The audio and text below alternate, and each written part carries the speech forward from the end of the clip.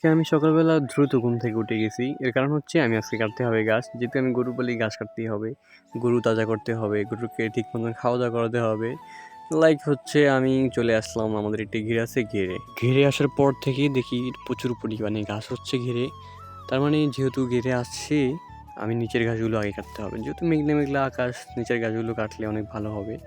যদি বৃষ্টি হয় তাহলে নিচের গাছগুলো একদম পচে যাবে। এগুলো আর খাওয়াতে পারবো না। তাই আমি নিচের গাছগুলো বুদ্ধি করে কেটে নিলাম। উপরের গাছগুলো এখন খাওয়াবো না। যখন বর্ষা পড়ে যাবে, বৃষ্টি হবে তখন ওগুলো আস্তে ধীরে নিয়ে খাওয়াবো।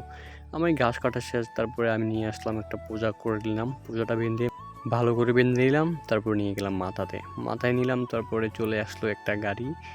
গাড়িটা আসলো, আমি চলে যাবো বাড়ি। বাড়ি এসে ভালো করে ঘাসগুলোকে নাড়াচাড়া করে দিলাম। নাড়াচাড়া করে না দিলে ঘাসগুলো সব পালিয়ে দিবে গরু। তারপরে ভালো করে নেড়েচেড়ে দিয়ে নিয়ে আসলাম গরুগুলো আমি ভালো করে খাওয়াচ্ছি গরুগুলোকে ঘাস। যদি আপনারা অবশ্যই যদি গরু পালেন তাহলে ঘাসগুলো নেড়েচেড়ে দিবেন চারিদিকে। একেবারে ভালো করে দিতে হবে।